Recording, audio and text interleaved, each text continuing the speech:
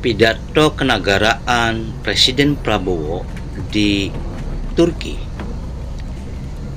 Mengawali rangkaian kunjungan kenegaraan di Turki, Presiden Republik Indonesia Prabowo Subianto melaksanakan pertemuan bilateral dengan Ketua Parlemen Turki, Numan Kurtulmus, di Gedung Parlemen Turki, Ankara pada Kamis 10 April 2025. Presiden Prabowo tiba di kompleks parlemen dan disambut langsung oleh Ketua Parlemen Numan Kurtulmus. Setelahnya, Presiden Prabowo menandatangani Book of Honor sebagai bentuk penghormatan terhadap institusi legislatif Turki. Setelah prosesi penandatanganan, Presiden Prabowo dan Ketua Parlemen Numan Kurtulmus menggelar pertemuan bilateral untuk membahas penguatan kerjasama antar lembaga legislatif serta hubungan strategis Indonesia-Turki secara keseluruhan.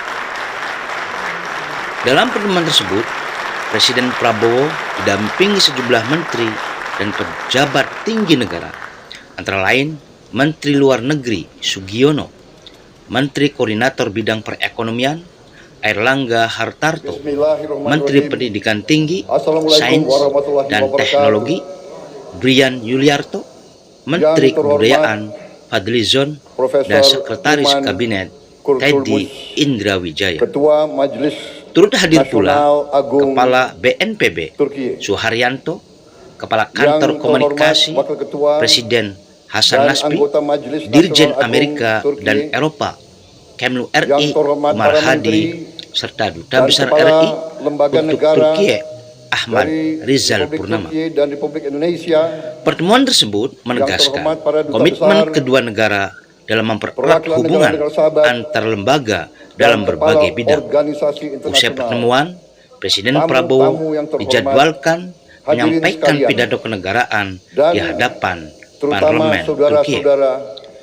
Pidato tersebut dihadiri oleh ketua dan para anggota parlemen, undangan yang terdiri dari kalangan korps diplomatik, pejabat pemerintah Turki, pengusaha, hingga diaspora Indonesia.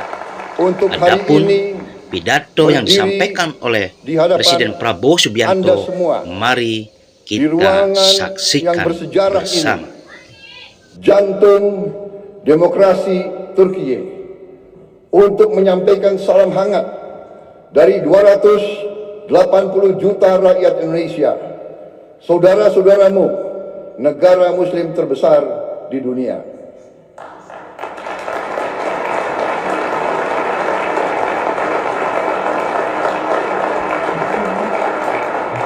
Saya ingin menyampaikan bahwa ini adalah pidato pertama saya sebagai Presiden Republik Indonesia di depan parlemen di luar Indonesia. Jadi saya mengakui bahwa saya agak grogi.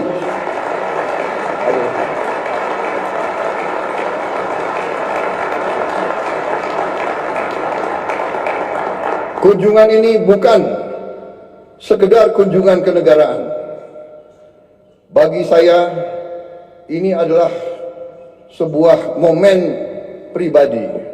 Saya datang ke Turki tidak hanya sebagai Presiden Republik Indonesia, tapi sebagai seorang sahabat, seorang saudara, sebagai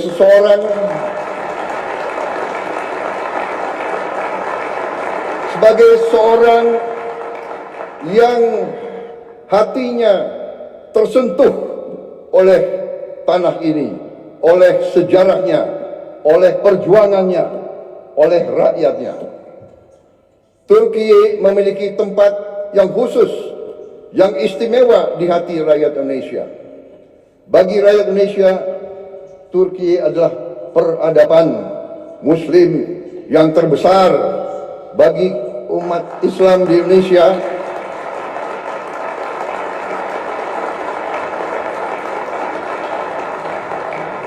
bagi kami, Turki adalah penerus dari peradaban Osmani, peradaban Ottoman. Kita ingat dalam sejarah kita pada saat sultan-sultan kita diserang oleh imperialis dari barat, Kekaisaran Ottoman mengirim bantuan, mengirim senjata, mengirim tentara, mengirim penasihat.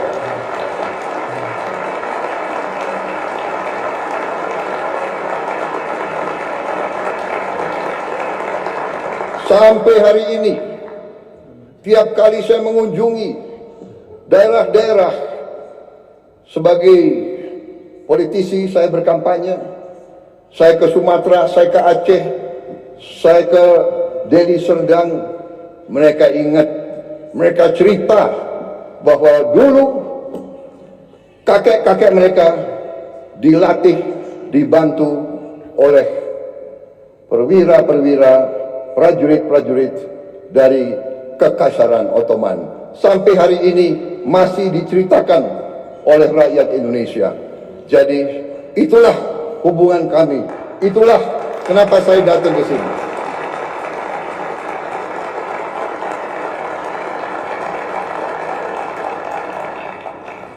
Mungkin saya adalah politisi Indonesia yang paling sering ke Turki. Mungkin pemerintah Anda bisa mencatat hampir tiap tahun saya hadir di Turki. Terima kasih rakyat Turki menerima kami dengan hati yang terbuka dan dengan tangan yang terbuka.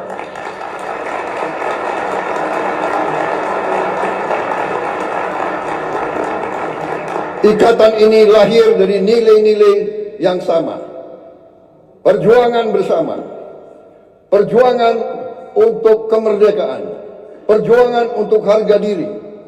Perjuangan untuk kehormatan. Solidaritas dan rasa kagum yang mendalam. Persahabatan ini telah terjalin selama berabad-abad. Dan sampai sekarang kami merasa pemimpin-pemimpin Turki selalu bersahabat dengan kami dan selalu terbuka sama kami dan selalu ingin membagi kemajuan-kemajuan yang dialami oleh rakyat Turki. Saudara-saudara sekalian, Majelis Agung yang terhormat, kita merasakan bahwa saat ini keadaan dunia penuh dengan ketidakpastian. Kita merasa sekarang bahwa terjadi penindasan oleh bangsa-bangsa yang besar terhadap bangsa-bangsa yang lemah. Kenapa saya bicara begini? Saya merasa kami di Indonesia melihat sikap Turki, kepemimpinan pemimpin-pemimpin Turki yang tegas membela mereka yang lemah, yang tegas membela perjuangan rakyat-rakyat yang tertindas, terutama saudara-saudara kita di Palestina.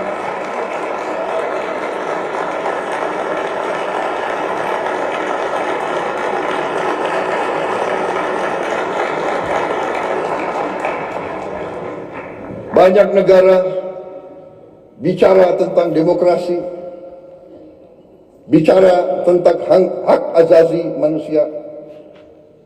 Tetapi pada saat anak-anak dibom, ibu-ibu tidak berdosa dibom, rakyat Gaza kehilangan semua kehidupan mereka, banyak negara diam, pura-pura tidak tahu, dan pura-pura bahwa itu bukan pelanggaran hak asasi manusia.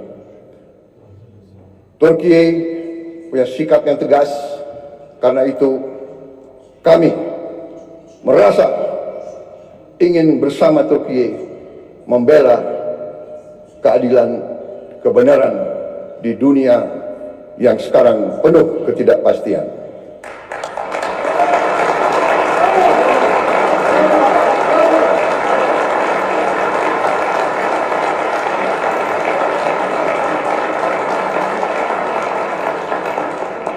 Saudara-saudara sekalian yang saya hormati, saya sendiri secara pribadi adalah pengagum sejarah Turki.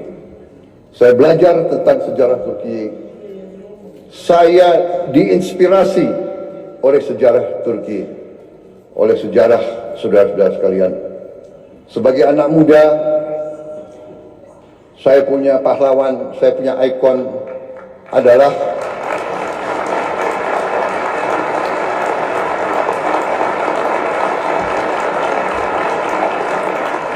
sebagai anak muda, pahlawan saya, ikon saya adalah Mustafa Kemal Atatürk.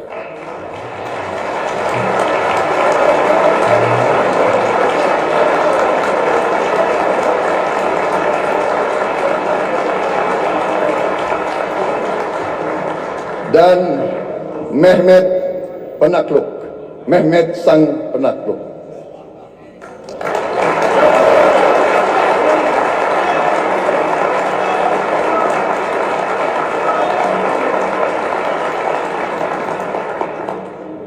Saudara-saudara sekalian, kalau saudara datang ke kantor saya di Jakarta, kalau saudara datang ke rumah saya di Jakarta, ada patung Mustafa Kemal Atatürk. Di kantor saya, di rumah saya.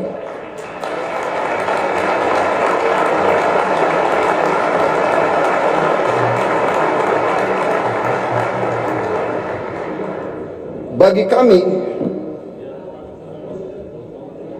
kami, tidak hanya di Indonesia, saya bicara di Global South, di negara-negara yang sedang berkembang,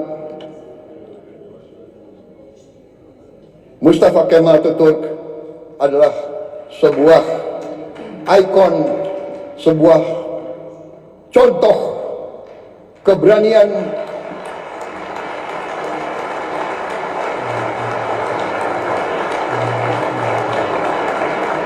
contoh kepemimpinan, contoh patriotisme, contoh semangat tidak mengenal menyerah.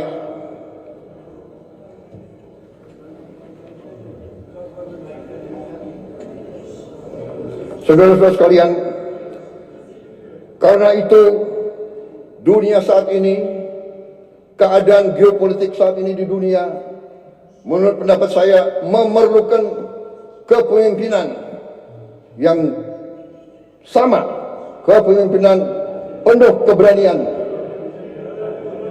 kepemimpinan penuh kearifan. Saudara-saudara sekalian, Turki dan Indonesia harus tampil, harus kuat. Saudara-saudara sekalian, kalau kita bekerja sama,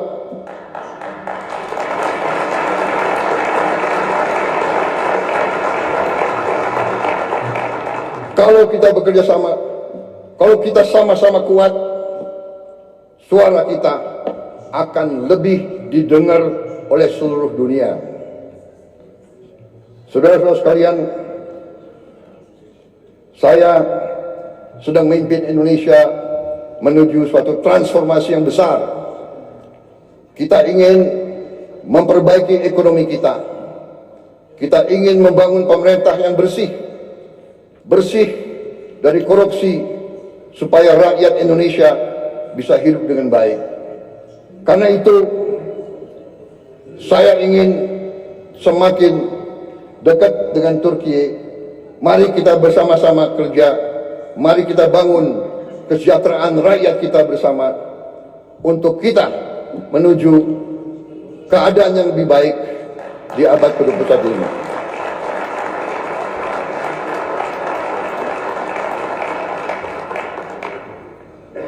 Peradaban kita memerlukan suatu perjuangan mencapai hak semua bangsa untuk hidup dengan baik, hidup dengan aman, hidup dengan damai, tanpa penindasan oleh siapapun. Saudara-saudara sekalian, saya yakin Turki dan Indonesia dapat berbuat yang terbaik bagi kepentingan umat manusia dan dunia. Terima kasih. Wassalamualaikum warahmatullahi wabarakatuh. Terima kasih.